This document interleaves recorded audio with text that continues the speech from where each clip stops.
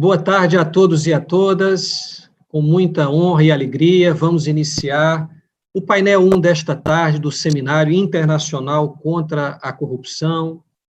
Essa que é uma iniciativa da Associação de Auditoria e de Controle Externo do Tribunal de Contas da União, da Associação Nacional dos Auditores de Controle Externo dos Tribunais de Contas do Brasil, da Associação Nacional dos Procuradores da República.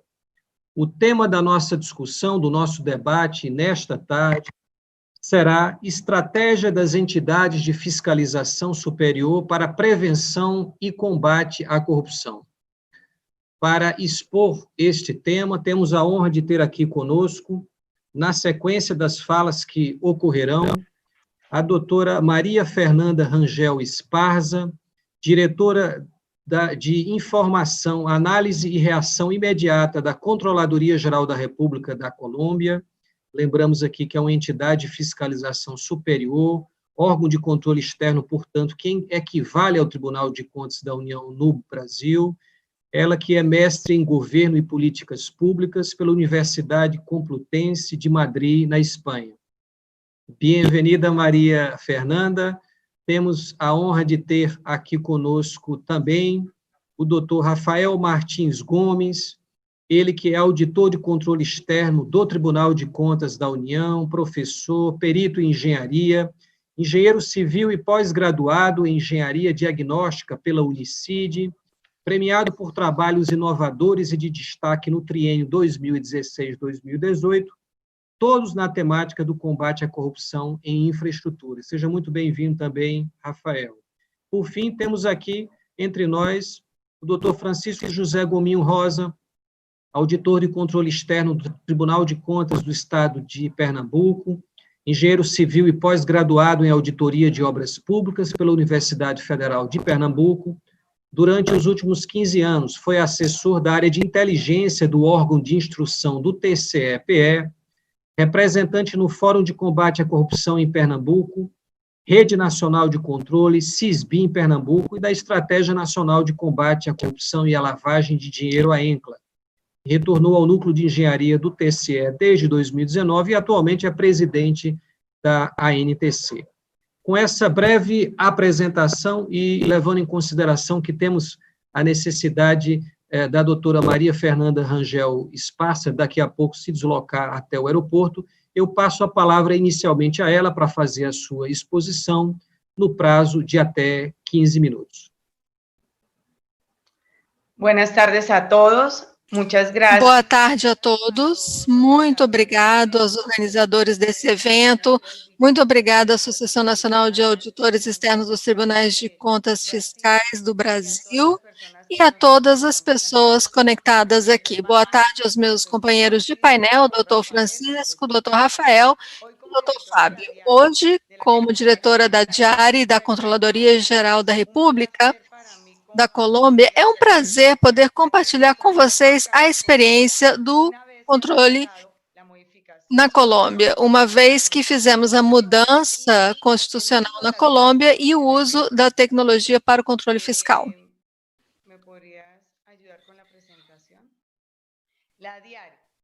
Então, a DIARI nasceu graças ao Plano Nacional de Desenvolvimento da Colômbia, que deu a possibilidade para o presidente da nação que realizasse uma reestruturação dentro da Controladoria Geral. Da mesma forma, na DIARI, ocorreu também, graças à modificação constitucional, o número 4 da Constituição Política, em que mudamos de um controle posterior e seletivo para um controle preventivo e concomitante. Além disso, temos a possibilidade de fazer um acompanhamento em tempo real para os recursos públicos. Próximo slide. A Lei 1955, como eu falei, que é do Plano Nacional de Desenvolvimento, a reforma constitucional e o decreto-lei nos ajudaram para que a Controladoria fosse a autoridade máxima no controle fiscal da Colômbia. Além disso, nós temos essa possibilidade de intervenção nos recursos próprios que são da competência dos controladores. Então, se assim o dispõe. Aumentou o nosso orçamento, então, por isso, o que nos permite é conseguir investir na tecnologia e aumentar o nosso capital humano. Também a reestruturação, como eu falei, passamos de 8 departamentos para mais de 16, porque o objetivo é a especialização dos setores para poder saber melhor como fazer o investimento de recursos públicos e fazer o acompanhamento em tempo real. E o acesso também à informação. Esse foi um grande avanço da Constituição, porque nos permite ter acesso à informação sem nenhuma restrição. E nos permite solicitar informação ao nosso controlador geral, eu como diretora também da Diari, sobre toda a informação onde nós temos os dados de recursos públicos ou relacionado com o controle fiscal. O decreto 2037 de 2019 criou a Diari e nos deu uma função. A Diari, ela se divide em 3 unidades. A unidade de informação, a segunda, análise e de reação imediata. Também precisamos falar um pouco da funcionalidade da Diari. Está encarregada de conectar mais de 1.800 bases de dados do país de forma direta com a Diari, através de um web service, pastas seguras que são colocadas nos nossos servidores para ter acesso à informação. Dentro dessa base, nós temos o nosso registro nacional, que fornece toda a informação do registro civil das pessoas da Colômbia. Temos os programas sociais, temos todos os recursos do orçamento nacional, tanto do funcionamento quanto o investimento, ou seja, toda a contratação nacional. Além disso, nós também temos o sistema que gerencia todos os recursos de todos os municípios e departamentos desse país, em que podemos revisar cada transação realizada. E outra base importantíssima, a DIAN, que está responsável por administrar os impostos. O DANI também, que trabalha com as estatísticas. Ou seja, temos 1.800 bases conectadas. Portanto, esse departamento também faz o cruzamento de dados, por exemplo, o de registro de processos, o de programas sociais que nós temos no país, para poder identificar se uma pessoa falecida está recebendo subsídios. E já tivemos importantes achados neste tema. Também na nossa unidade de análise, a unidade de análise está encarregada de gerenciar esses modelos analíticos. Nós temos mais de 10 modelos analíticos e isso é feito por setor. Nós temos modelos analíticos para casos específicos, como, por exemplo, redes sociais, jornal local, meio de comunicação, ou seja, mídia. E aí temos alertas com relação a denúncias no país e notícias onde vemos que recursos públicos foram impactados ou estão em risco. O segundo é o modelo de orçamento, que mostra toda a cadeia orçamentária. No momento que o Ministério da Fazenda, por exemplo, faz uma transferência para o Ministério da Saúde, aí você tem o rastreamento dos contratos, os pagamentos, os compromissos, também a ordem de pagamento até a liquidação do contrato. Então, nós temos um modelo de saúde, onde nós mapeamos todos aqueles que são os beneficiários, também os medicamentos, os procedimentos, os preços dos medicamentos, os preços dos procedimentos e como são feitos os pagamentos pelas empresas que prestam saúde, para os hospitais, para as clínicas. Também nós temos a questão dos royalties com relação aos hidrocarbonetos, também relacionado aos projetos. E outra questão é a infraestrutura física. Esse modelo é enorme, nós temos mapeada toda a infraestrutura física, hospitalar, educacional, viária, ou seja, aeroportos e portos, e também nós temos um segmento para fazer o acompanhamento aéreo também com drones das obras. Nós temos mais de 130 funcionários e que é uma equipe multidisciplinar com estatístico, advogado, economista, matemático, especialistas em tema de também arrecadação de provas. Nós temos especialistas em temas de georreferência espacial e também nós temos a nossa unidade de reação imediata. Então, por isso que vocês podem ver, temos uma equipe enorme, porque nós temos que operacionalizar os alertas que recebemos. Então, nós temos auditores com mais de 100 anos, ou seja, contando a experiência de todo mundo do grupo, e eles são responsáveis por atuações especiais e fazer os achados que poderão ser usados, e isso graças aos alertas que nós recebemos. E qual é o nosso exemplo de hoje? Fizemos um acompanhamento especial à contratação que ocorreu durante o Covid.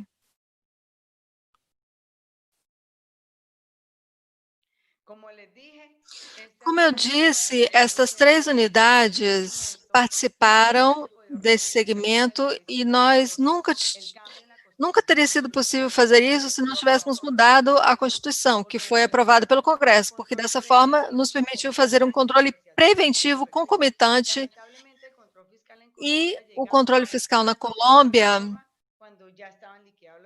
chegava quando os contratos já tinham sido celebrados. Então, quando chegava, por exemplo, nas cinzas dos recursos públicos, hoje podemos fazer uma vigilância a tempo real, no momento que as entidades publicam seus processos de contratação até o final, sem estar co-administrando. Isso é muito importante. O que fazemos é esse acompanhamento e nós emitimos alertas para as medidas cabíveis.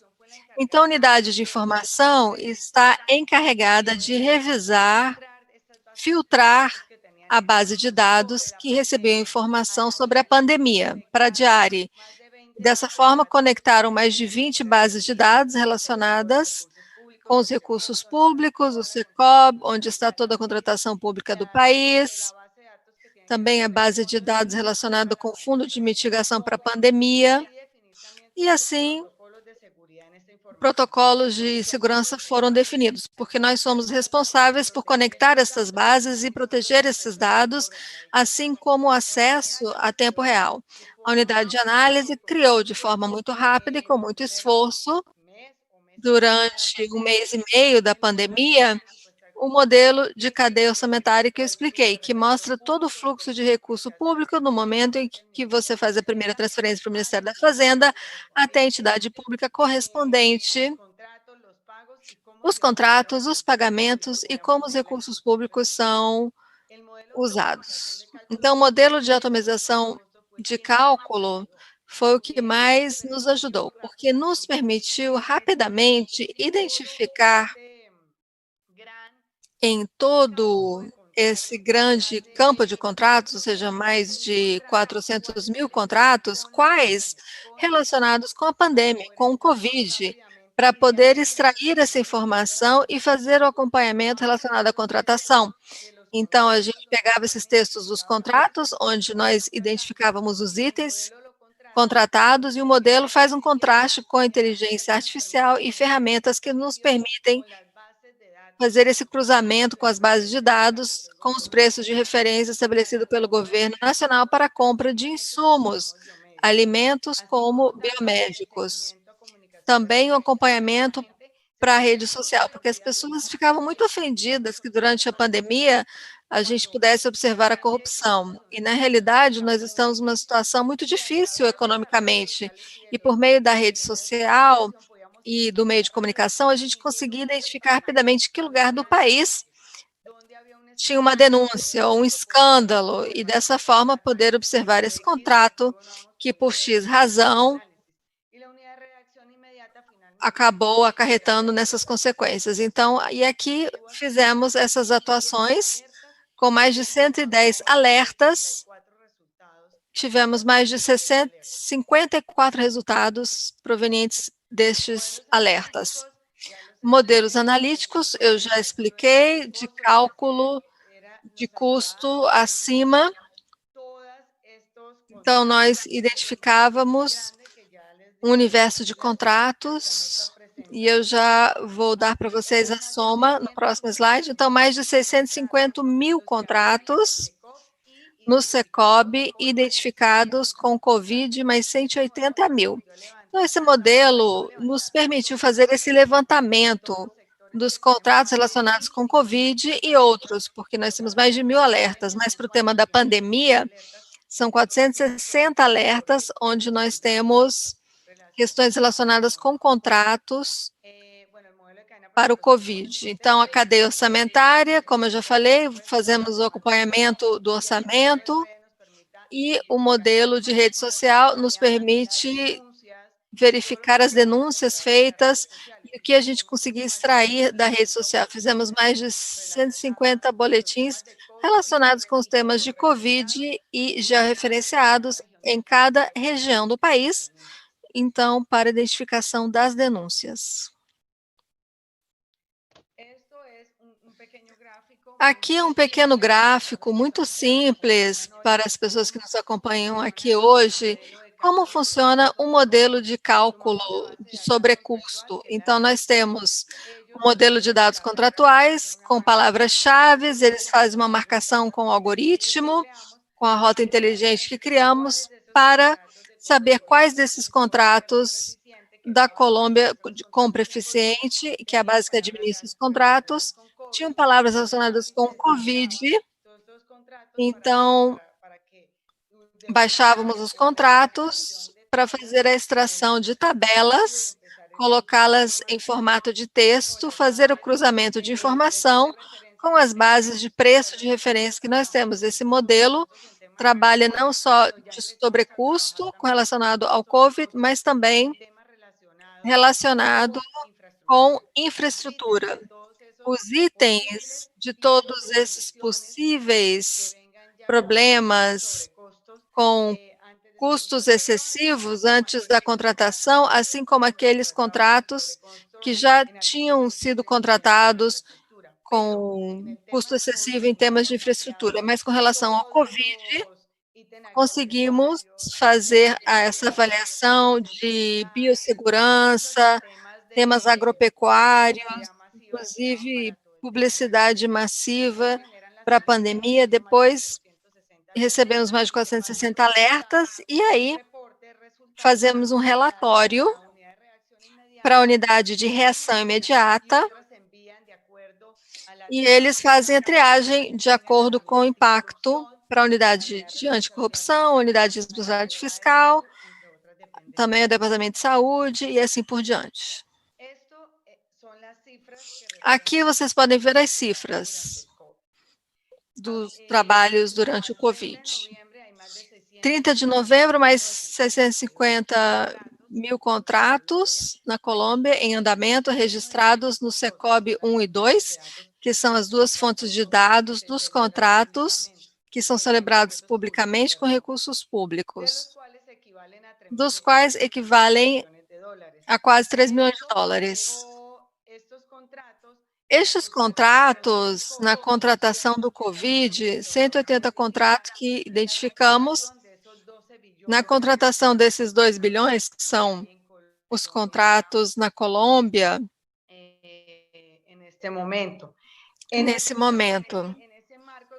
Então, nesse marco para contratos para Covid, 21 para alimentos, insumos médicos, elementos de biodiversidade e 79% prestação de serviço, inferior a 150 milhões de pesos, que seria aproximadamente 40 mil dólares, contratados por estes valores, inferior a este valor. Então, 460 alertas, 166 milhões de dólares em pesos, equivale a 575 milhões de pesos, com sobrepeso, com sobrecusto.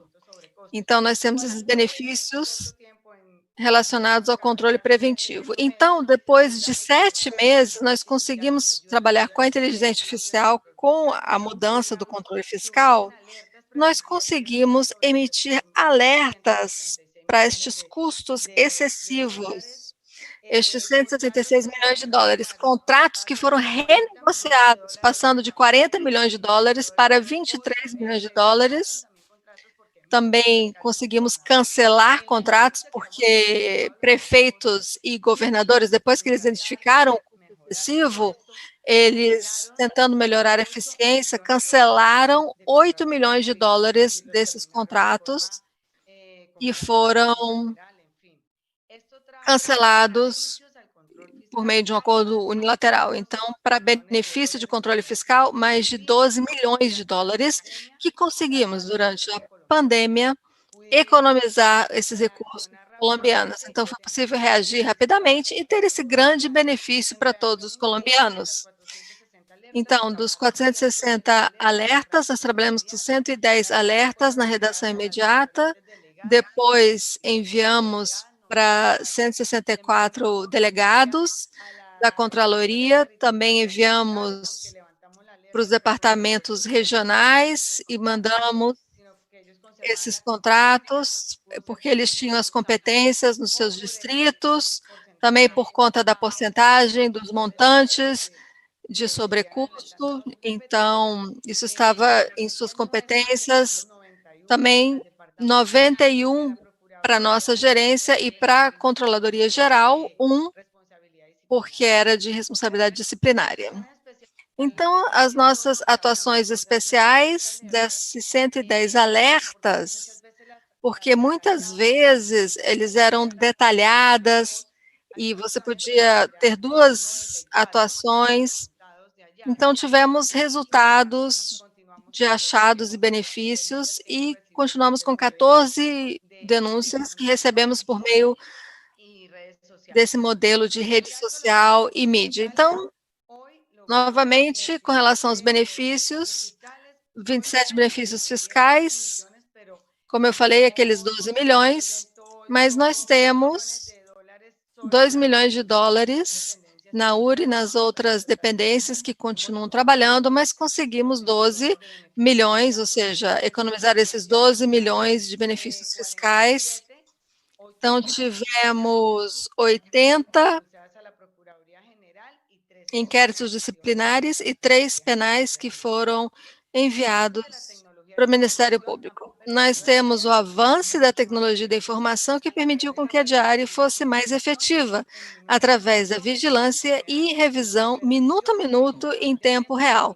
Portanto, na pandemia, nós conseguimos minimizar a perda de recursos e, com toda a ajuda tecnológica, como eu falei, revisamos mais 160 mil contratos, com 460 alertas, com custos excessivos em contratos, às vezes até 80% do valor do contrato com relação aos itens alencados. E conseguimos benefícios de 12 milhões de dólares, como eu expliquei. Então, obrigado pela atenção de todos. Como eu falei, eu preciso sair para ir ao aeroporto, então todas as perguntas serão revisadas e respondidas para a administração do evento. Obrigado aos meus companheiros do painel, a Cláudia e a todos por compartilhar o controle fiscal colombiano e como avançamos e como conseguimos proteger os recursos públicos com o nosso grande aliado, que é a tecnologia. Graças por tu exposição, Maria Fernanda. Muito obrigado. Estamos encantados com tu fala e para todos que acompanharam, certamente fica uma ideia, um modelo interessantíssimo de acompanhamento dos recursos decorrentes do enfrentamento da pandemia da Covid-19. A Maria Fernanda vai ter que se ausentar em razão de um voo que ela vai ter que tomar agora há pouco, portanto, fica aqui o nosso agradecimento a ela. Muitas graças. Muchas gracias a todos e como les dije... Obrigado a todos. Como eu falei, estou à disposição a qualquer pergunta para responder por e-mail e vocês estão todos convidados aqui para a Colômbia, que conheçam aqui a Controladoria, mais de 80 analistas fornecendo resultados para o país. Tchau, muito obrigado.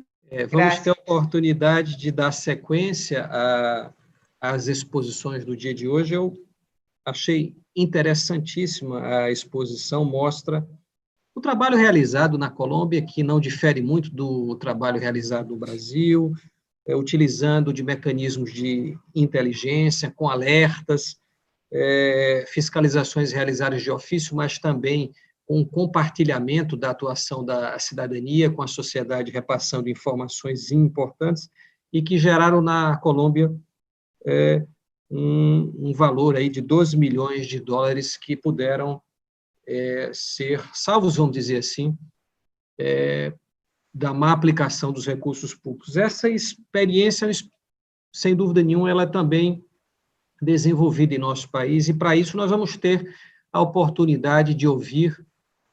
Somos muito gratos a isso.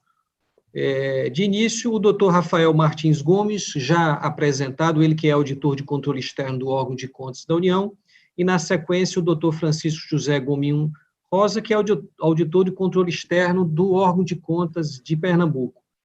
Experiências, sem dúvida nenhuma, importantes, similares, que serão apresentadas a partir de agora. Então, nessa parte inicial, eu passo a palavra ao doutor Rafael Martins Gomes para a sua exposição no prazo de 15 minutos. Na sequência, também o farei em relação ao doutor Francisco José Gominho Rosa, e aí nós vamos ter, no final, um espaço específico para perguntas e para que a gente possa, portanto, todos que estão acompanhando, encaminharem questionamentos via chat para que a gente possa aproveitar da experiência do doutor Rafael Martins Gomes e do doutor Francisco José Gominhos Rosa. Rafael, com a palavra pelo prazo de 15 minutos. Seja mais uma vez muito bem-vindo. Ok, saudando os demais painelistas, eu inicio a minha fala assentando aqui as premissas da minha exposição, né? Dentro da experiência que eu adquiri nesses últimos 11 anos pelo Tribunal de Contas da União, eu vou compartilhar aqui com todos vocês frentes de atuação que, a meu ver, são estratégicas para prevenir e combater a corrupção. E, ao fim, eu vou trazer ainda um terceiro tópico, são duas frentes de atuação que eu quero comentar, um terceiro tópico que impacta diretamente nas repercussões dessas duas frentes. As premissas que eu quero primeiramente compartilhar, até para alinhar aqui a construção do raciocínio, é que, primeiro, temos muito trabalho em combater a corrupção, né? É importante sedimentar isso, porque talvez depois de inúmeras fases de Operação Lava Jato, depois de uma perspectiva, né, ou de um desejo muito intenso da tal virada de página, possa se criar, né, uma falácia de que combater a corrupção é uma botoeira, que você simplesmente aperta o botão e está no mundo mágico, quando, na verdade, é uma alavanca que demanda muito esforço para ser erguida, né? E aí sim ter a virada de página, né? No caso brasileiro, e objetivamente falando, a gente tem aí o ranking, né, o principal indicador de percepção de corrupção, que é da Transparência Internacional, que mostra um franco descenso do país nos últimos anos, né? Então, os órgãos de controle têm muito trabalho. E, pegando pela experiência de outros países, né, ou de outros locais do mundo, como a Suécia e Hong Kong, é evidente que foi despendido muitos anos, algumas décadas, para que se superasse cenários parecidos com o que hoje nós vivemos.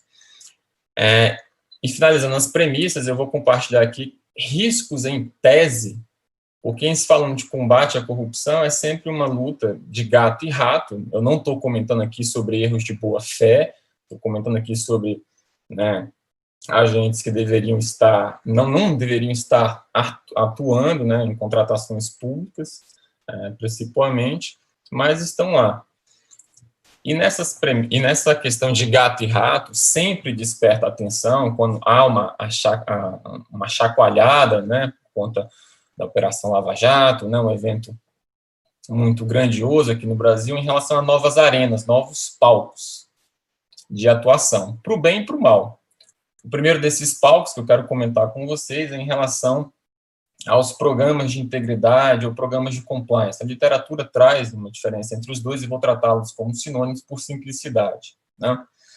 E aí o desafio que se põe, especialmente falando em termos de órgãos de controle, né, habituados a diligenciar, requisitar informações e receber papel, é como superar os papéis, né? Como atestar, né, não a botoeira que vira para a integridade 100%, mas que aquela alavanca de combate à corrupção subiu um pouquinho, porque agora se tem um programa de integridade 2.0 repaginado, ou um programa de integridade que não existia ou que não é comparável anteriormente. E por que esse assunto é importante? Porque ele tem um potencial transversal em todas as auditorias do tribunal, praticamente, né?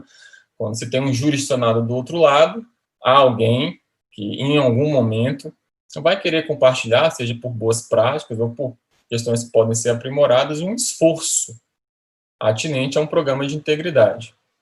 E do que a gente tem, e aqui expondo em tese, de produção na literatura, tem vários pontos que servem, assim, de chamariz ao rato, naquela luta do gato e rato.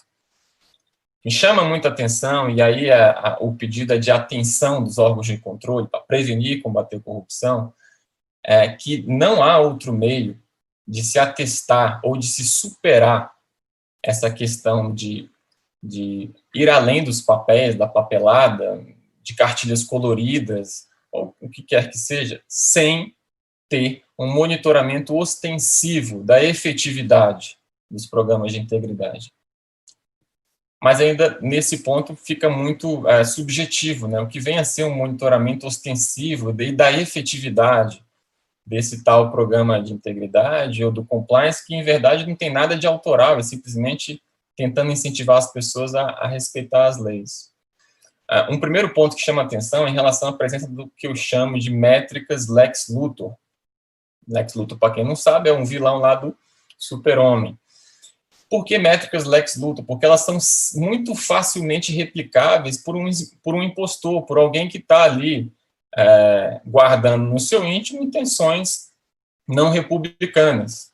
Métricas tais como número de discurso, número de visitas à obra, né, puxando aqui para o meu lado, para a questão da infraestrutura, e não precisa nem de um raciocínio mediano para alcançar a ideia de que número de discurso é algo facilmente replicável, seja pela pessoa mais íntegra ou por um Paulo Roberto Costa, por alguém que foi implicado na Operação Lava Jato, quando estava lá naquele cenário, digamos assim, embalado, impulsionado pela má-fé, né, pela postura paralela à lei.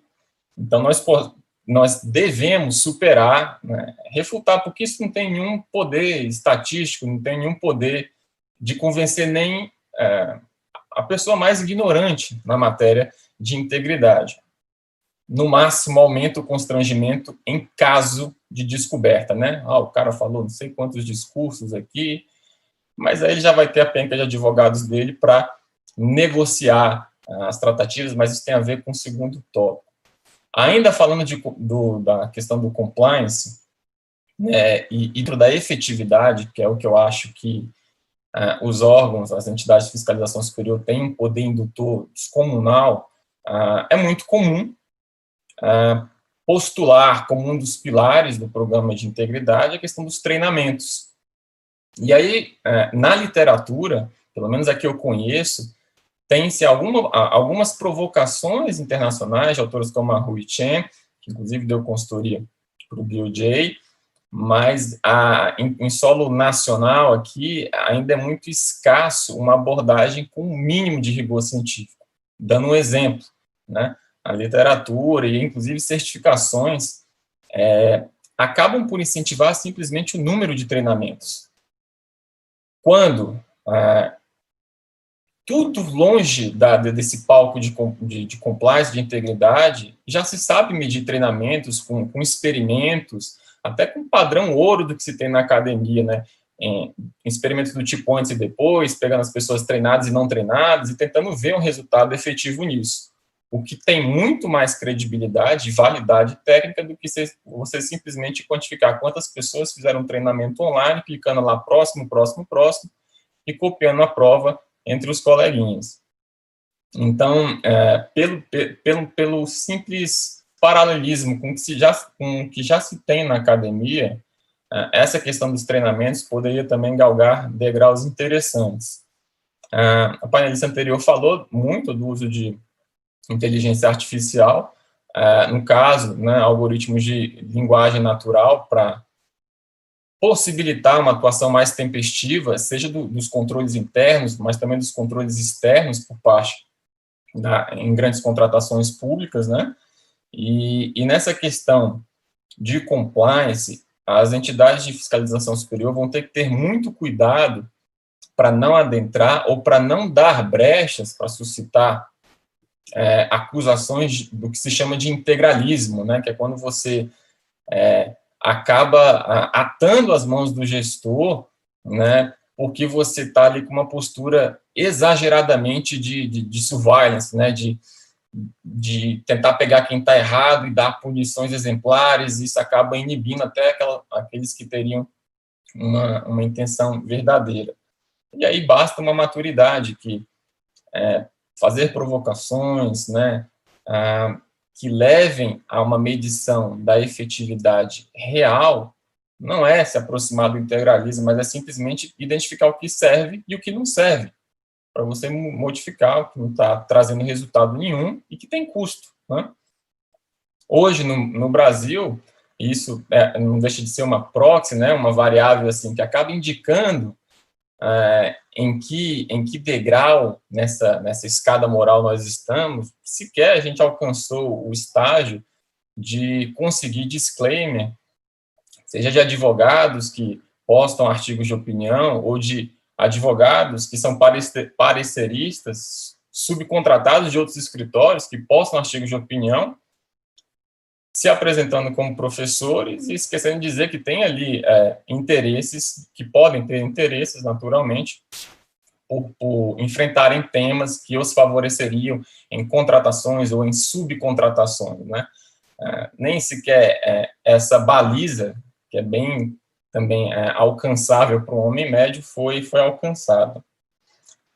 Dentro de compliance, ele acaba sendo acionado, vamos dizer assim, em dois momentos, né? No momento em que a determinada empresa ou determinado órgão é pego por conta de alguma fraude, e aí ele pode tentar demonstrar que se esforçou e ir atrás de alguma atenuação sancionatória por conta disso. Esse seria o uso de prata, digamos assim, ou o uso de segunda mão, ou o uso menos nobre do programa de integridade, porque, obviamente, o que se quer é que não precise chegar a esse cenário, que o programa de integridade, por eu saber medir do jeito certo, eu consiga evitar circunstâncias constrangedoras, naturalmente, em que eu tenho que vir a público, negociar um acordo de leniência, afastar dirigentes e por aí vai. E isso me leva ao segundo tópico da minha exposição, que é, naturalmente, e nesse caso em particular, o Tribunal de Contas da União já tem, desde 2017, pelo menos algumas dezenas de acórdãos, então tem uma jurisprudência recente, mas bastante dinâmica, envolvendo aí o direito consensual, né?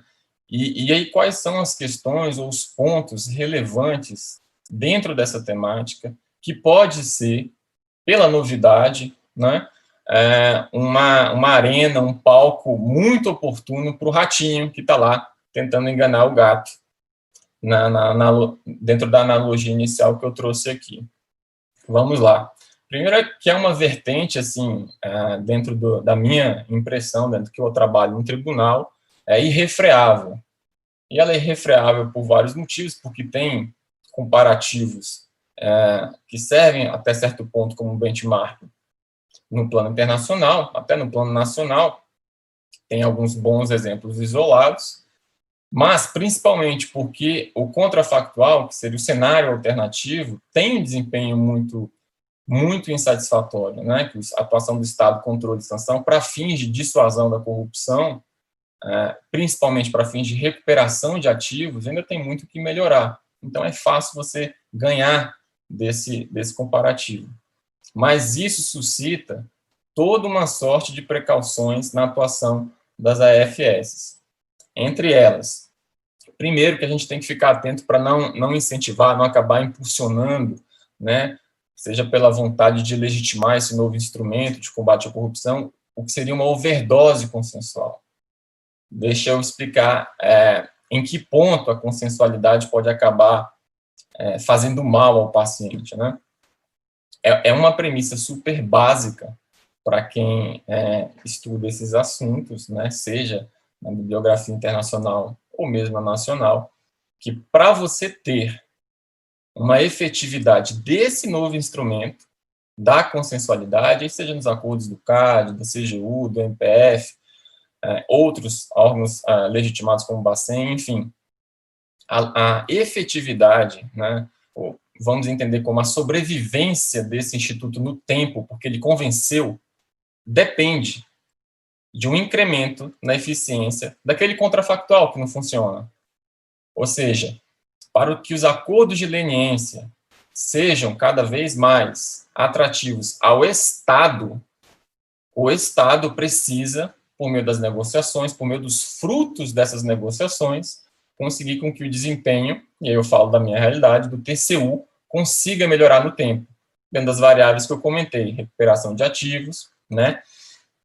Porque isso é bem tranquilo de se alcançar na literatura e se chama de ameaça crível.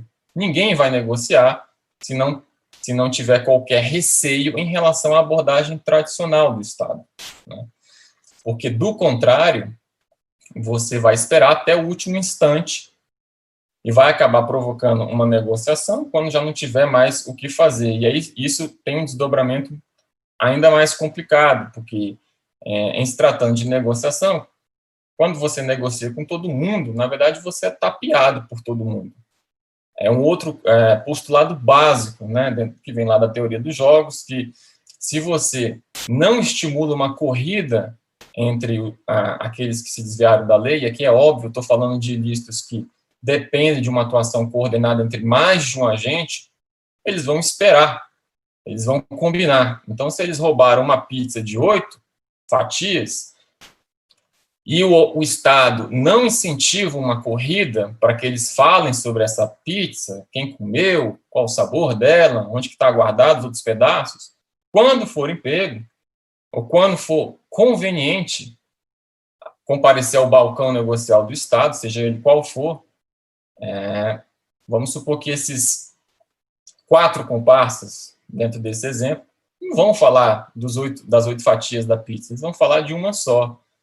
E sem a borda de catupiry, sem nada que tenha um valor especial. Isso também, eu estou falando aqui de forma qualitativa e dentro de exemplos mais apreensíveis, mas você pode também arquitetar isso com rigor matemático ou simplesmente consultando a literatura. E o que a gente vê na história recente do Brasil, por conta da novidade, repito, também por conta que o contrafactual tinha um desempenho ali muito sofrível, que se tinha um risco muito grande dessa overdose consensual.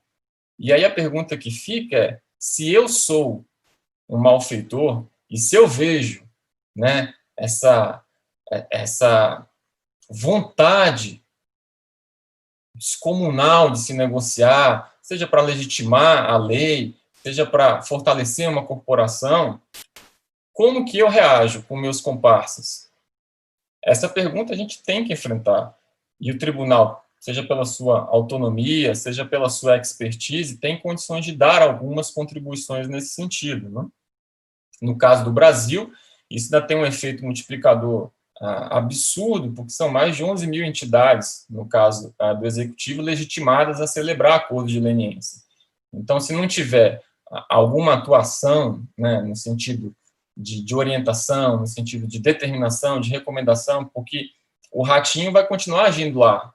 A gente não apertou o botão de virar a corrupção. É por isso, inclusive, que nós estamos aqui, né? É uma alavanca. Então, o ratinho vai puxar a alavanca para baixo, nessa arena da consensualidade, no caso, fingida, né? Para dar um pouco do tom né, do risco que isso avoca, o ministro Bruno Dantas já chegou a falar, né, dentro de um raciocínio bastante lógico, de que, caso não considerado, por exemplo, o dano que o tribunal calcula, para que ele sirva lá como um elemento na mesa de negociação, né? Eu preciso saber quanto que o outro lado roubou, ainda que de forma estimada, para calibrar minha atuação, para saber o que é bom, o que é ruim. Se eu abro mão dessa informação, se eu deixo ela para depois, eu posso estar incentivando um grande, e aqui eu estou citando o ministro, um grande programa de branqueamento de capitais, porque quem roubou está pedindo para negociar, está ficando com algumas fatias desviadas, vai estar degustando essas fatias e já vai ter um acordo junto com o Estado debaixo do braço, né?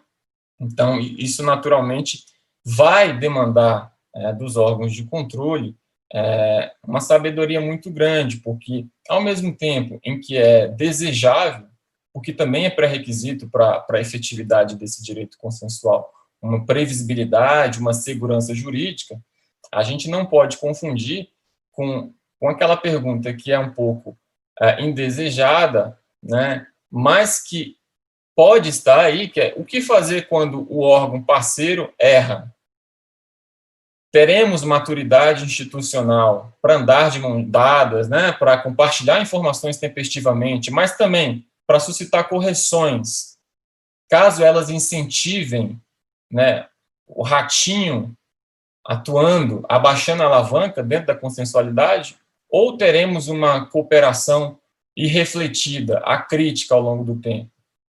Estamos dispostos a tolerar esse risco? Quais são as implicações disso? Né? A jurisprudência do tribunal ela vem se construindo de forma customizada a cada caso. Né? Os processos são sigilosos, então isso, é claro, acaba atrasando, em sua maioria são sigilosos, então isso acaba atrasando até o debate doutrinário, por pessoas que poderiam contribuir, né, com perguntas outras, com contestações, com outros raciocínios. Né? Então, a coisa fica numa espiral muito restrita, né, a todos, menos ao rato, porque a assimetria de informação ainda o privilegia. Ele pode, na teoria dos jogos, a gente tem lá uma premissa do dilema do prisioneiro, que os prisioneiros não conversam entre si. Mas, no mundo real, você não consegue inviabilizar que os advogados das empresas conversem entre si. Então, há toda uma sorte de atuação, toda uma variedade de atuação que os órgãos vão ter que se preparar. No caso do TCU, empresas procuraram o órgão já com propostas colaborativas. E aí cabe ao órgão avaliar se aquilo é mesmo uma colaboração, se não é uma colaboração, como concatenar isso com os órgãos que são legalmente legitimados a receber colaborações. E aí fica uma discussão, será que seria melhor continuar a construção ponto a ponto, acordo a acordo, dentro das particularidades de cada caso? Você tem vantagens, mas também tem desvantagens, porque se hoje eu tenho um acordo recepcionando, e por recepcionando entendo, analisando criticamente determinada colaboração, e esse acordo assenta as premissas A, B e C, caso, num acórdão seguinte, para uma outra empresa, o TCU aprimore os estudos, mas chegue numa premissa D, as empresas implicadas nos dois casos podem alegar, né, um tratamento diferenciado, e é por isso que se tenta normatizar minimamente essa questão. Né? Então, assim, esse é um outro palco que certamente aquela parte dessa festa dos ratos que ficou descortinada com a Operação Lava Jato e várias outras operações filhas decorrentes da Lava Jato, esses ratos todos estão atentos, né, às brechas, né, às dúvidas que o Estado tem, porque é fundamental nessa temática se assegurar não só a atratividade a ambos os lados, né, uma eficiência, mas principalmente uma dissuasão. Eu não quero mais acordos para sempre.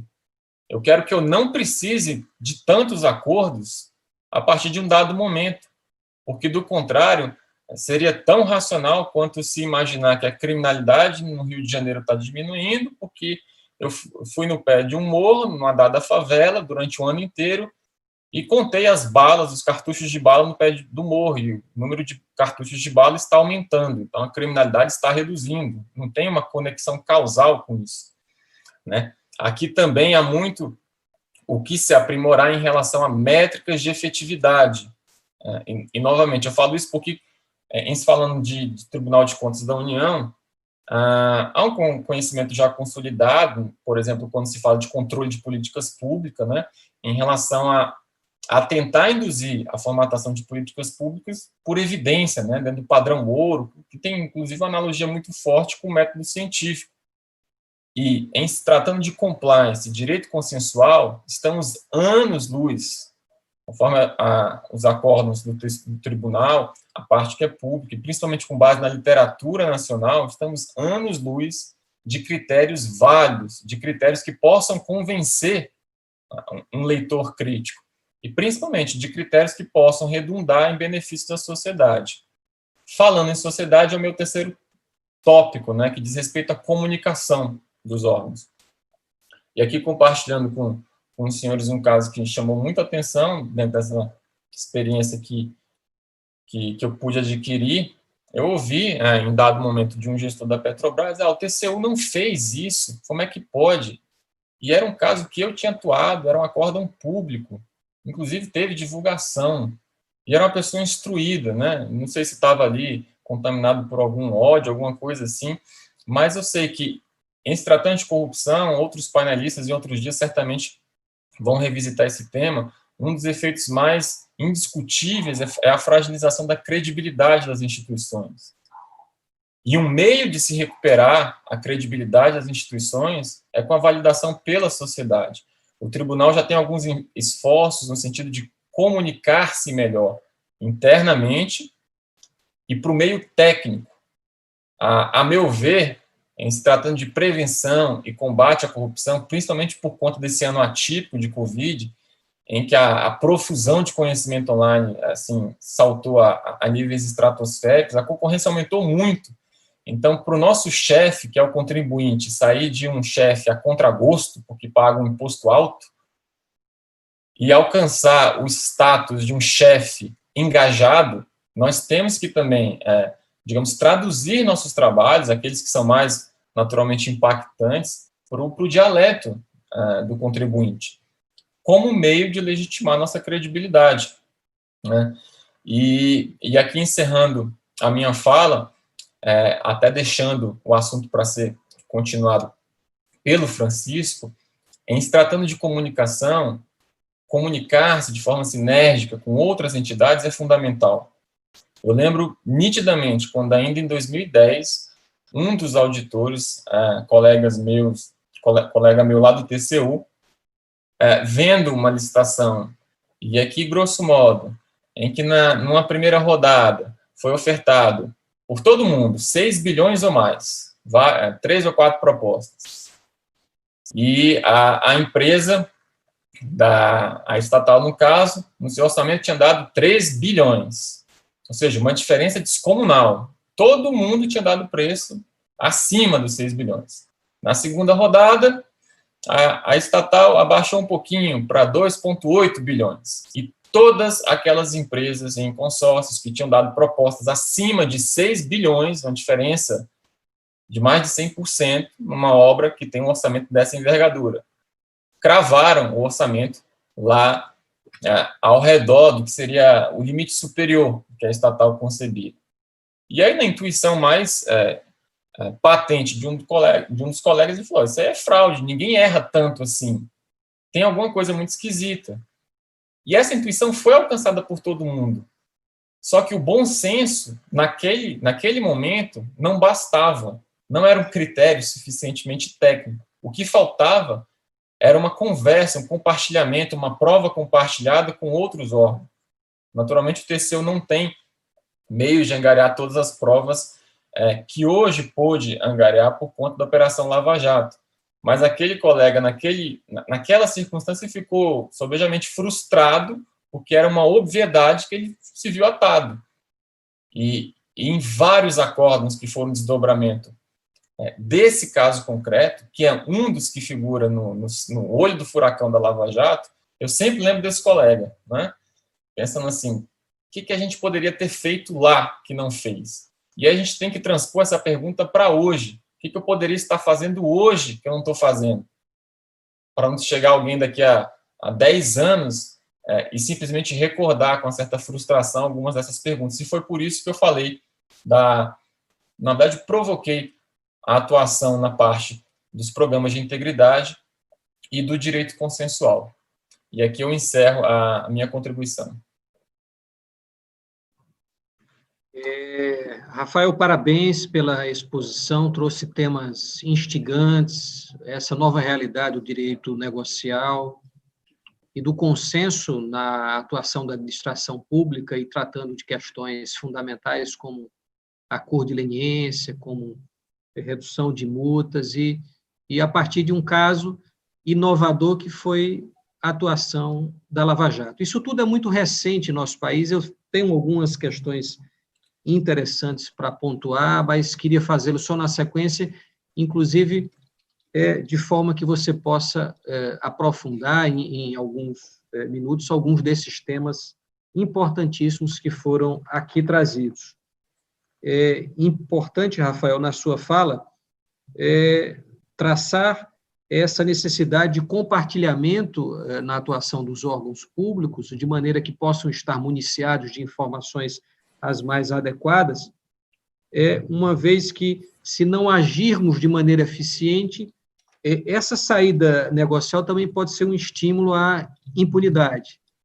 Além de não existirem punições mais efetivas ao final, não restar sequer alcançado aquele prejuízo decorrente da atuação realizada contra o Estado de maneira significativa.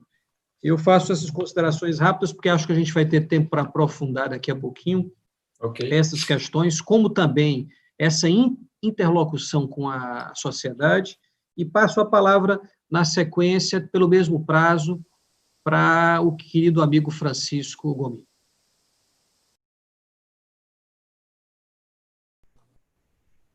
Boa noite. Boa noite, Rafael Gomes. Boa noite, Fábio. Colegas de longa data, principalmente Fábio. Eu vou fazer um histórico sobre esse tema, que é a estratégia das entidades de fiscalização superior na prevenção e combate à corrupção. Posso dizer que fui testemunha ocular praticamente nos últimos 30 anos. E porque entrei no Tribunal de Contas pela porta do concurso público em 1992. De modo que a gente viu, ao longo do tempo, toda uma evolução que dispunha sobre punir, orientar, educar, com esse objetivo, de prevenir e combater a corrupção. E, até antecipando a conclusão, eu gostaria de registrar que a principal estratégia das entidades de fiscalização superior é a atuação em rede. É a cooperação multilateral, ou ainda que seja bilateral, quando duas instituições atuam em parceria, o que ocorre com uma frequência altíssima nesse país. Bem, essa estratégia tem até nome, sobrenome e sigla.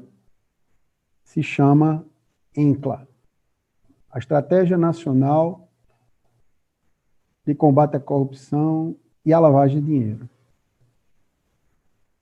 Ela surgiu em 2003, ela tem apenas 17 anos, mas imensos serviços prestados ao país. E eu gostaria de registrar também o fato de ser uma estratégia de Estado, ela não é de governo. A INCLA reúne protagonistas dos 3 poderes do Ministério Público, dos tribunais de contas, que são os órgãos autônomos de envergadura constitucional, e toda uma miríade de instituições que têm por objetivo regular, fiscalizar e atuar no trânsito do dinheiro público. Então, a INCLA é um grande patrimônio imaterial do Estado brasileiro. E é para ela que convergem, e é dela que emana toda essa estratégia de fiscalização superior. Eu recomendo a quem se interessar por esse assunto, especialmente no âmbito dos meus colegas, auditores de controle externo do Brasil, que acessem o site, leiam as informações gerais, percebam o que está acontecendo lá, não é de hoje, e verão que esse é o caminho. É claro que eu estou falando da estratégia nacional, mas também existem as estratégias estaduais. Em certa medida, nós temos um modelo diferente, mas com semelhanças na área estadual. E essa estratégia estadual, ela está interconectada com a nacional. Tá certo? Então, dito isso, como menção preliminar, eu queria registrar o que vi, o que fiz e o que vi outros fazerem. Depois da Constituição de 88, muita coisa mudou, naturalmente, e os tribunais de contas fizeram muitos concursos públicos. Nós éramos acostumados com os concursos públicos da Receita Federal, do Banco Central. Várias gerações de engenheiros, como eu, fizeram concurso para essas instituições, porque vivíamos, então, as décadas perdidas da economia, década de 80, década de 90. E eu tive a felicidade de fazer concurso para auditor de obras públicas do Tribunal de Contas de Pernambuco, de modo que eu não saí da minha área. E incorporei ao meu trabalho toda uma cultura, né, de fiscalização superior, né, porque o Tribunal de Contas tem essa vocação, assim como o Ministério Público, de fiscalizar todos. No nosso caso, todos que lidam com o patrimônio público. O Ministério Público ainda vai além, vai nas relações privadas. Mas essa cultura realmente fez toda uma revolução na instituição Tribunal de Contas. Foi quando buscou-se atender à complexidade do que é fiscalizar recursos públicos com especialistas de várias áreas. Então, hoje nós temos especialistas de engenharia em quase todos os tribunais de contas. Temos especialistas na área de tecnologia da informação, até médicos nós já temos. Auditores concursados na área médica, para fazer auditoria de saúde. O Tribunal de Contas de Pernambuco é pioneiro. Temos 5. Eu acho que deveríamos ter mais. Acredito muito nessa vertente, em buscar os especialistas para se juntarem aos operadores de direito, os quais aqui eu rendo minha homenagem. Aprendi muito a respeitar todos vocês, os colegas com formação jurídica, que atuam nos tribunais de contas, no Ministério Público, nas polícias. Enfim, no início, nossa atividade, era muito comum se intercambiar informações com o Ministério Público. os primeiros trabalhos de auditoria nasceram entre nós e o Ministério Público. Tivemos grandes resultados e se descobriu essa parceria importante. E isso aconteceu, como eu digo, com o Tribunal de Contas, mas aconteceu também com os auditores do Fisco Federal, estadual. Aconteceu com os auditores do Banco Central. Antigamente o Banco Central fazia auditoria. Depois isso mudou um pouco, ou bastante. E na sequência, alguns anos depois, a polícia, no âmbito dos estados, foi se envolvendo, foi ajudando, foi participando, até porque quando a coisa era crime, o Ministério Público precisava da polícia. E hoje a polícia é totalmente integrada, né? Eu estou falando da experiência estadual, porque na esfera, a Polícia Federal com mais tradição nessa área do combate à corrupção. Ela atua há mais tempo, né, com isso. Então, mais na frente, criamos as redes de controle. Algumas têm 12, 13, 14, 15 anos, logo depois da ENCLA. Mas ainda jovens. Algumas têm bem menos. Algumas ainda não foram criadas, ainda estão se aparelhando. Então, as redes de controle, que em muitos estados também se chamam fóruns de combate à corrupção, são acordos de cooperação multilaterais que reúnem justamente essas entidades de fiscalização.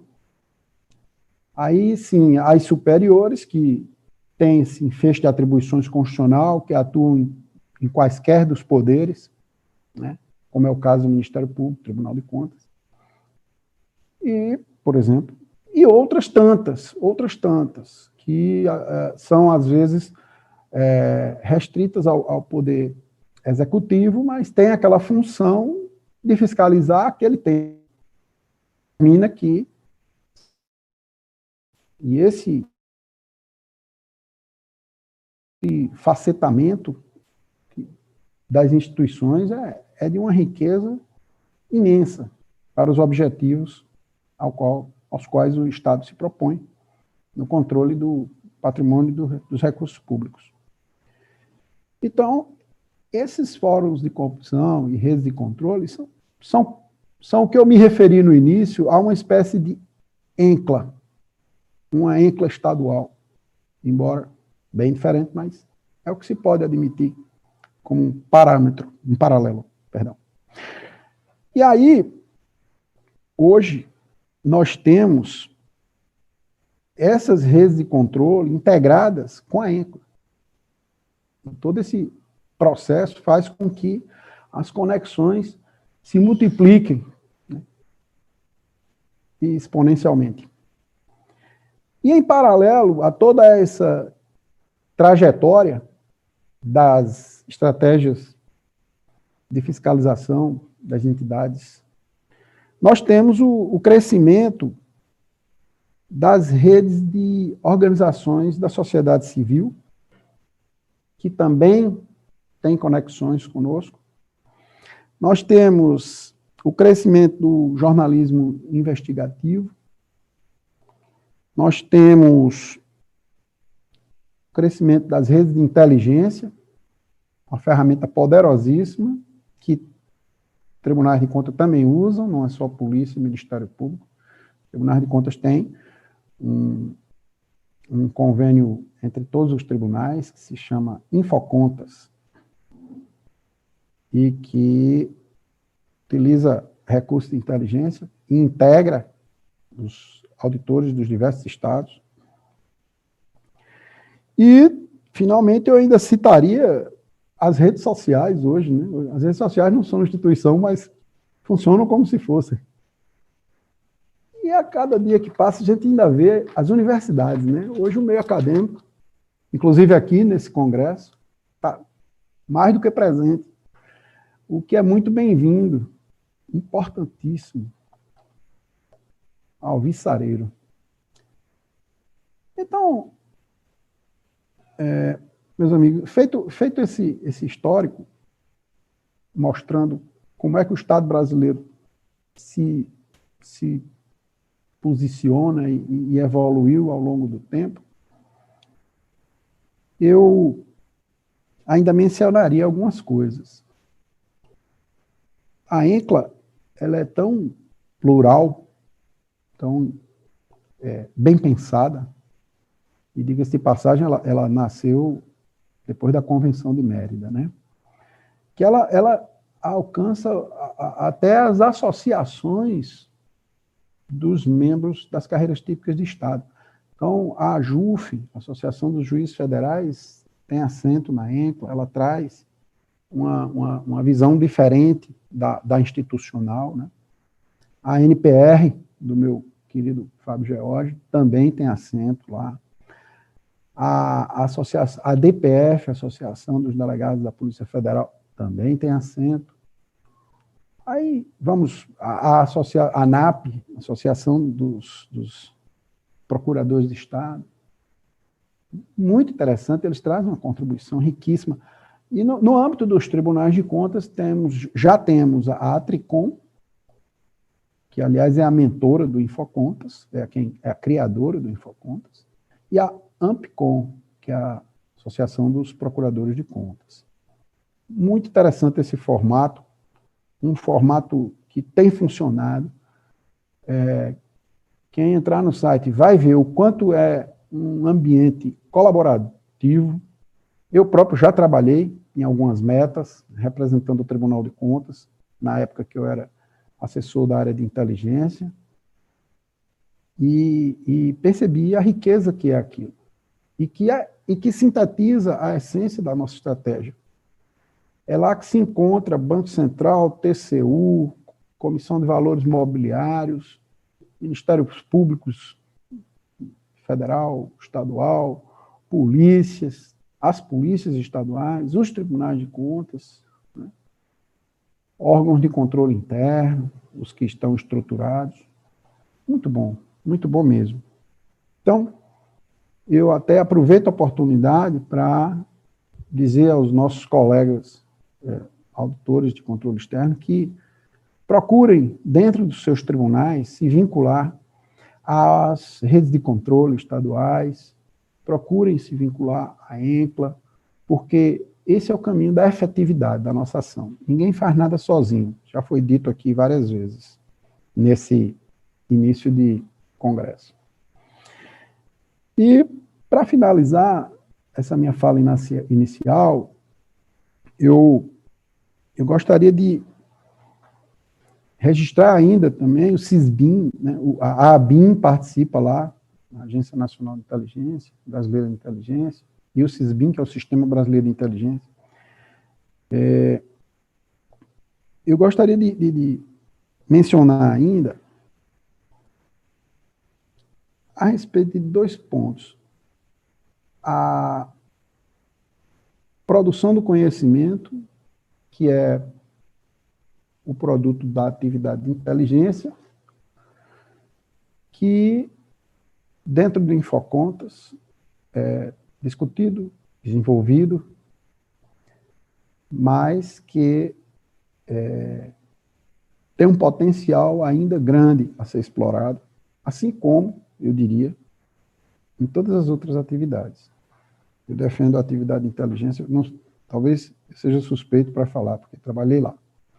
Durante 15 anos eu fui assessor dessa área, do órgão de instrução, do Tribunal de Contas. Mas a coleta de dados,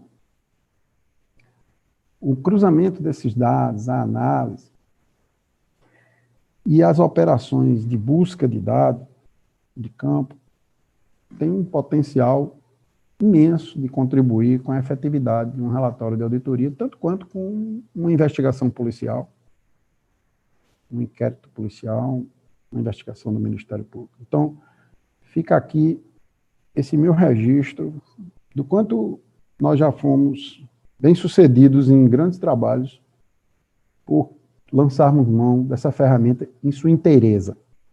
Eu digo isso porque, com o avanço dos recursos de informática, às vezes as pessoas vão com muita sede buscar esses recursos e esquecem que algumas coisas precisam ser realmente vistas em campo. Eu acho que não se deve deixar de lado nenhuma das possibilidades nesse embate tão difícil que nós temos contra a corrupção. Porque a corrupção ela é um embate bem difícil. As pessoas do lado de lá são preparadas, têm inserção social, têm poder político, frequentam os mesmos ambientes que nós frequentamos, né? Restaurantes, teatros, né? Cinema, reuniões sociais.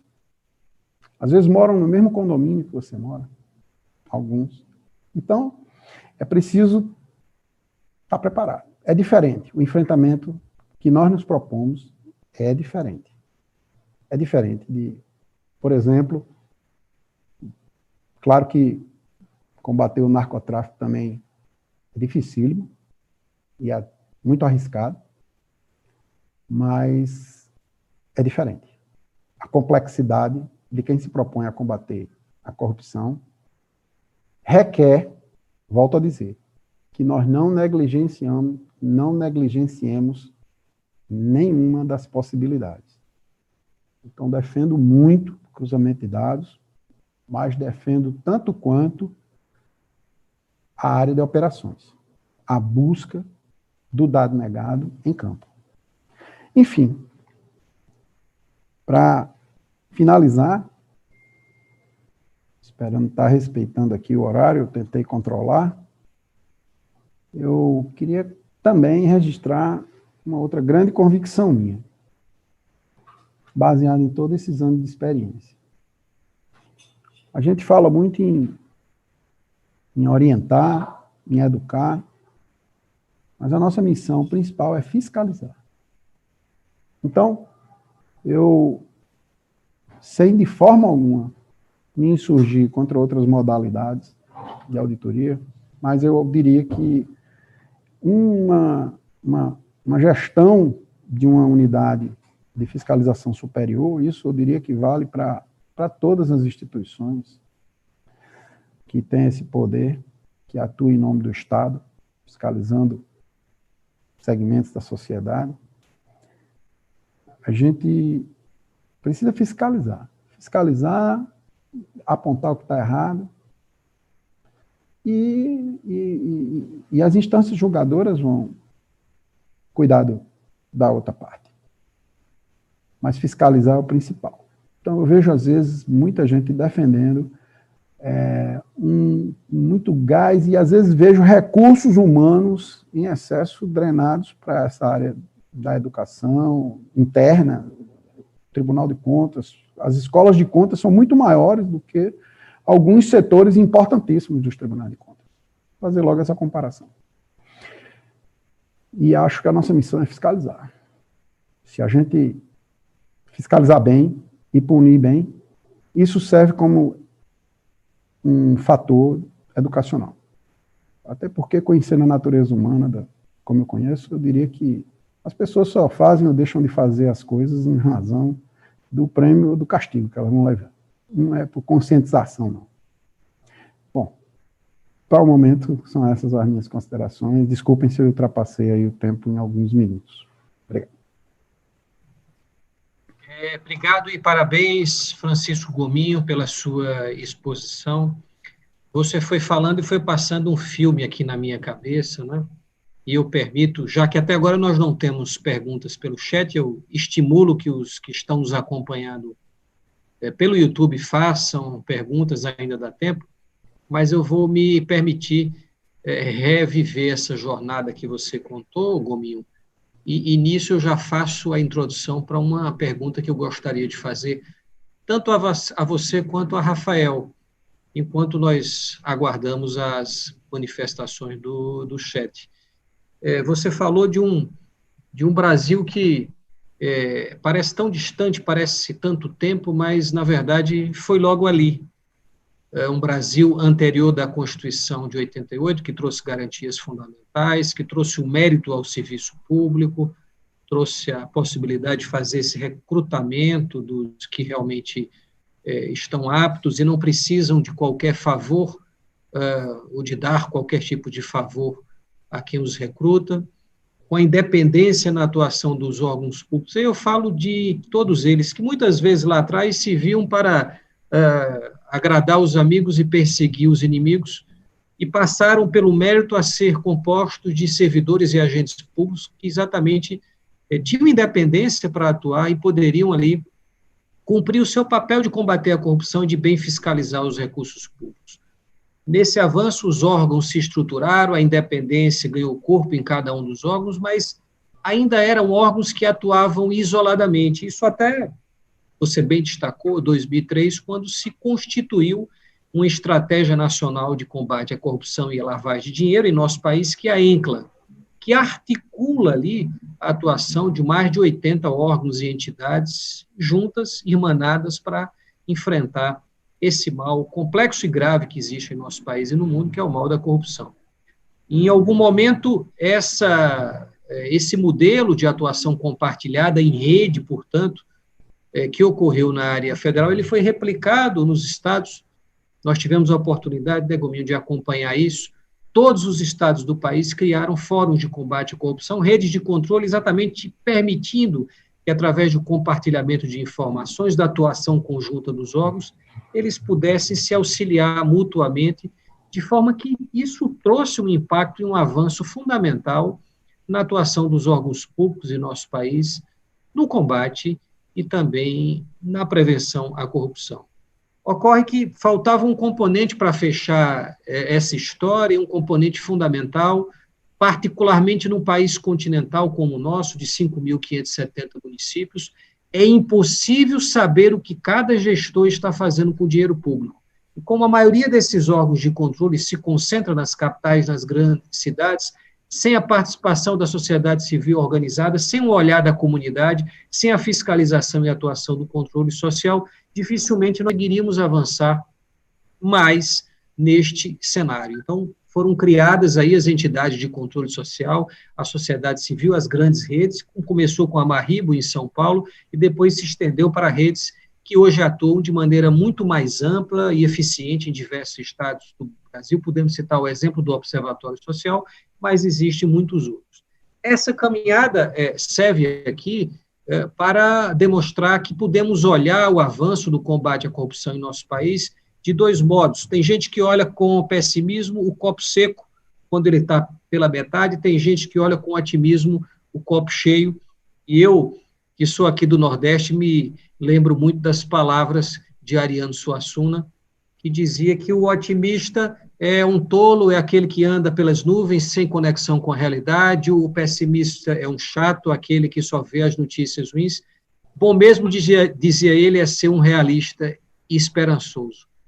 Nesse realismo esperançoso, o Brasil, de fato, avançou de maneira significativa no enfrentamento à corrupção. A Lava Jato, sem dúvida nenhuma, já é fruto desse modelo de integração, de participação da sociedade civil organizada e de atuação compartilhada dos órgãos públicos, mas o Rafael nos traz, na sua fala, um desafio, porque apesar de tudo isso, apesar de todos esses avanços, o grau de efetividade desse sistema ao final, do sistema de fiscalização, do sistema de punição, ainda é muito baixo. E é baixo não só aqui no nosso país, é baixo em muitos países do mundo. Há uma dificuldade muito grande, por exemplo, para recuperar o dinheiro público desviado. Esse é um dado que se estende por todos os países do mundo. Exatamente em razão dessa constatação, vem o aspecto pragmático do direito inglês, do direito norte-americano, de tentar utilizar dos instrumentos de negociação, de consenso, justamente para obter informações privilegiadas por parte daqueles que participam desses crimes complexos. Dificilmente numa organização criminosa dessa, se alguém de dentro não vier a contar o esquema, vier dizer onde é que o dinheiro se encontra, teremos condição de desbaratar essa organização criminosa e, portanto, de recuperar de maneira eficiente esses recursos públicos. O Rafael nos traz exatamente a necessidade de lidarmos melhor com direito negocial, com os institutos negociais de consenso, exatamente diante dessa constatação de que, apesar dos avanços, o resultado do sistema final em crimes complexos como a corrupção, crimes que se praticam às escondidas, em que, se não tiver, repito, alguém de dentro que possa compartilhar as informações de como a atuação criminosa se desenvolve, dificilmente conseguimos identificar todo esse cenário. E o Rafael pontua exatamente dizendo, mas é preciso utilizar também esses mecanismos de maneira compartilhada.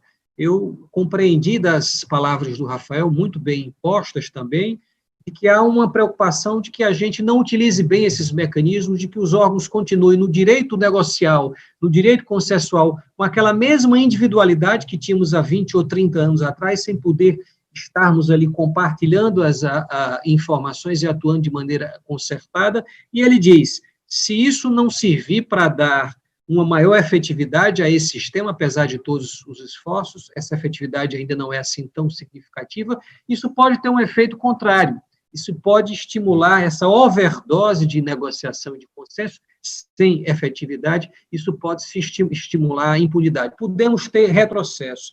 E nós vivemos, eu quero chegar exatamente nesse momento, portanto, com essas reflexões, trazer um questionamento a Francisco Gominho e a Rafael, nós vivemos anos, os últimos anos, que trouxeram retrocesso, sim, no combate à corrupção em nosso país.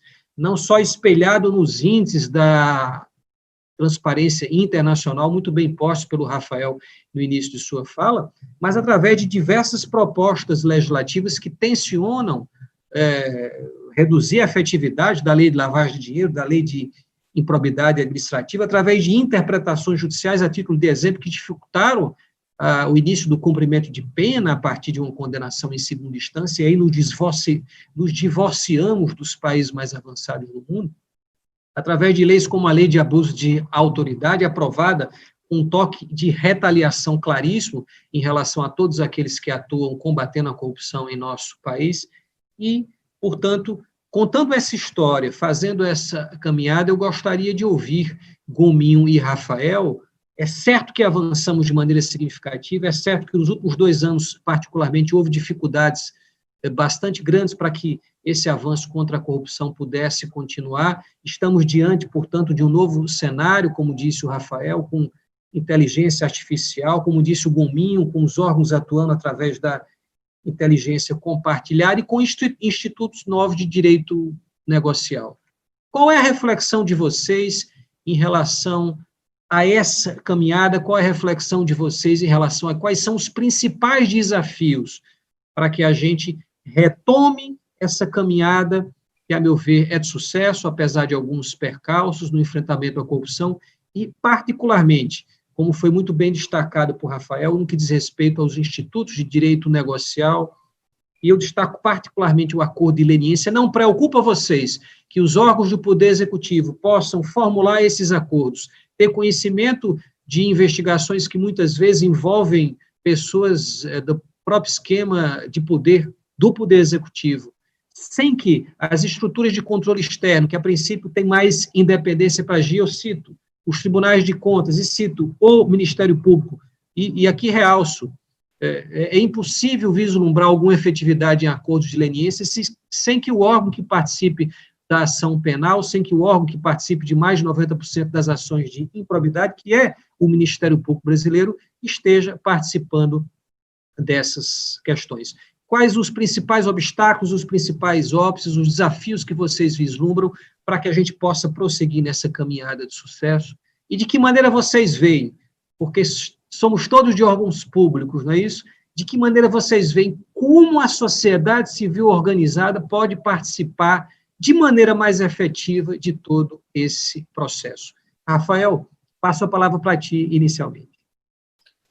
Ok, provocação super necessária, e por falar em frase, enquanto era aí relembrado saudoso Ariano Suassuna, né, eu lembrei aqui nessa questão de golpe e contragolpe, né, daqueles que não querem, digamos assim, a ascensão do combate à corrupção, um pensamento de que a história não se repete, mas rima muito com o passado, né?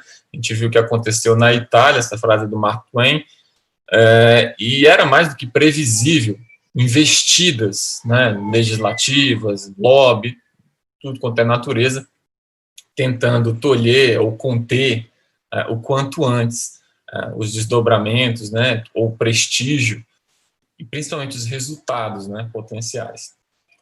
Adentrando na tua questão especificamente, até do ponto de vista de desenho de mecanismo, aqui falando de uma abordagem mais formal, né, se a gente for modelar o que a gente quer de incentivo, e quando a gente tem ali um tomador de decisão que não tem autonomia, que não vem de um órgão colegiado, né, que não tem as salvaguardas que, por exemplo, aqueles que ocupam o plenário de uma FS detêm, possui o poder, né, de determinar empresas que continuam e que não continuam, né, possui o poder de compor equipes de negociação, né, à revelia de quaisquer críticas, porque é natural do conhecimento humano, qualquer questão complexa e nova, ela vai precisar ser melhorada, ela não dispensa, né, uma análise crítica.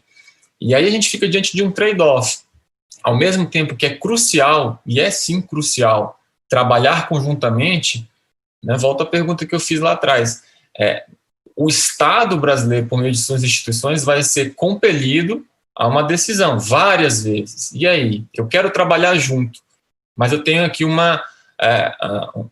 recado para você melhorar, porque, do contrário, a gente pode morrer abraçado lá na frente.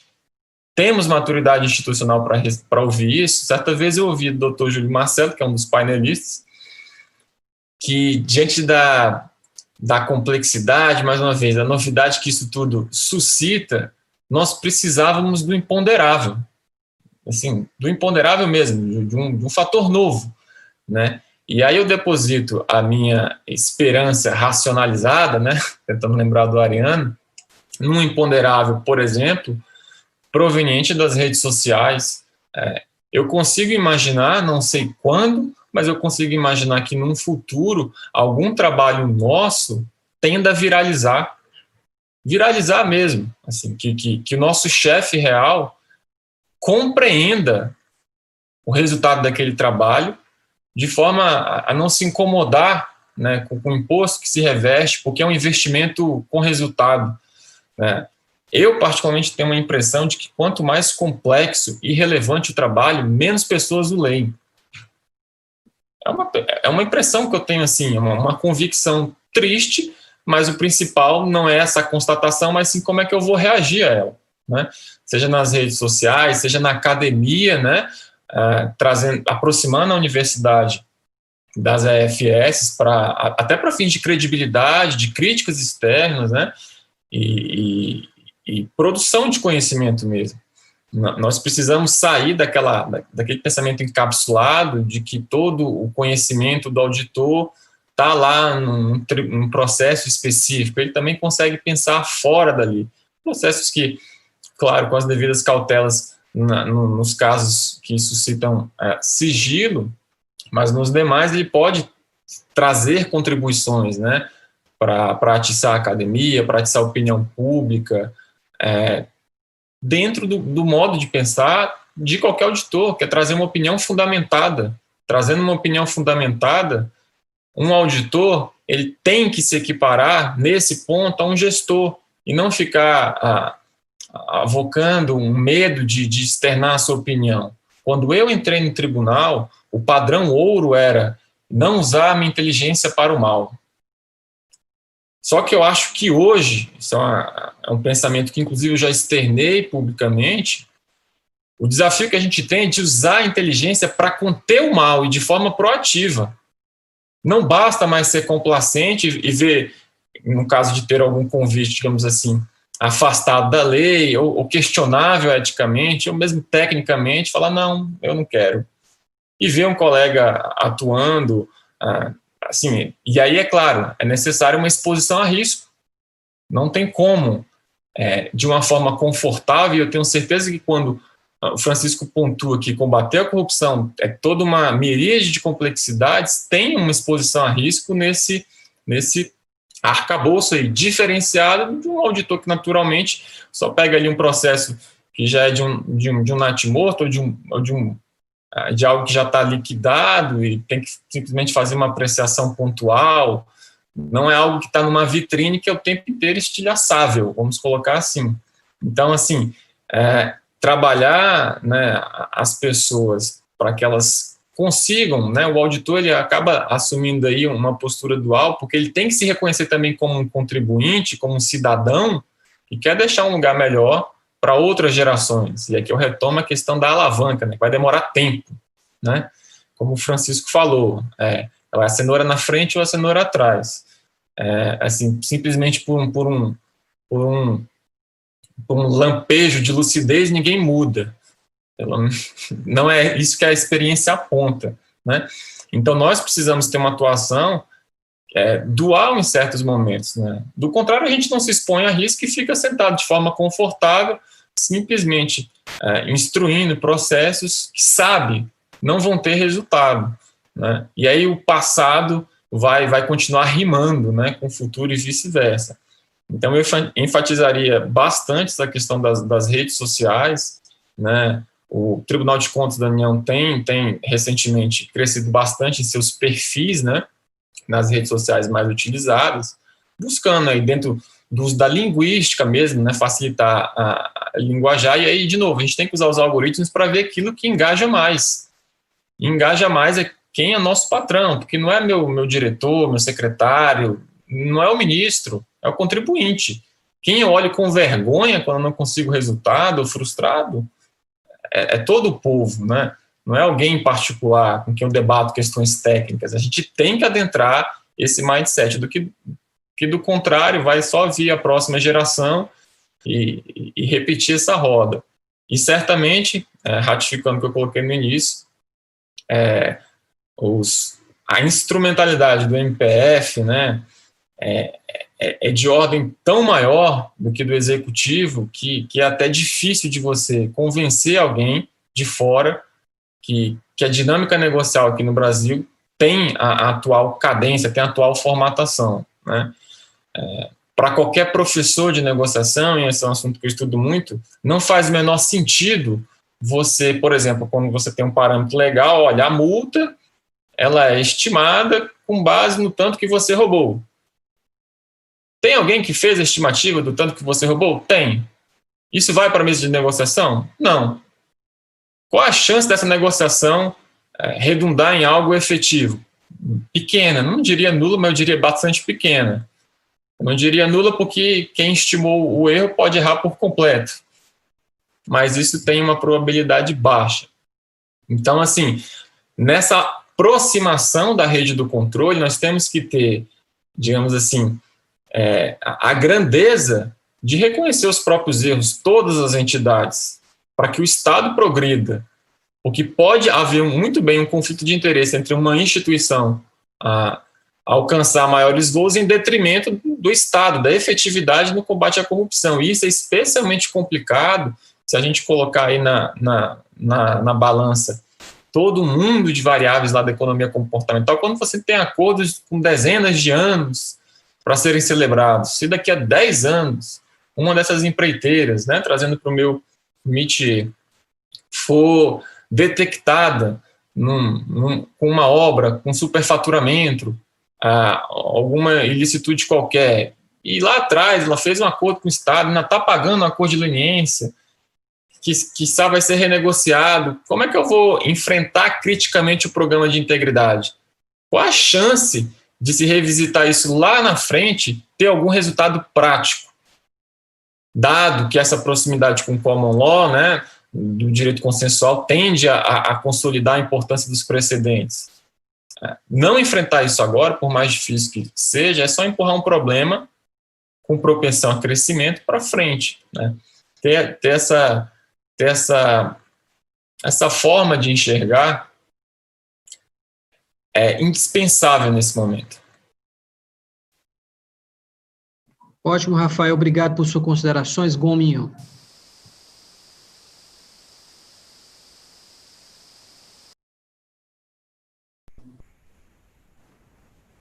Bem, Em relação aos retrocessos que vêm acontecendo depois de muitas operações, não só a Lava Jato virou mais um símbolo, mas eu conheço tantas outras grandes operações que deram grandes resultados. Então, eu não gosto nem de citar, porque são muitas mesmo, na esfera federal e na esfera dos estados. Eu não vou pelo tamanho da operação, eu vou pela transformação que isso significa, que o conjunto dessas operações significa. Então, fica claro para mim que esses retrocessos são a reação, sim, da classe política, em geral. Eu não vou, melhor dizendo, da maioria, não vou generalizar, mas a maioria da classe política está reagindo,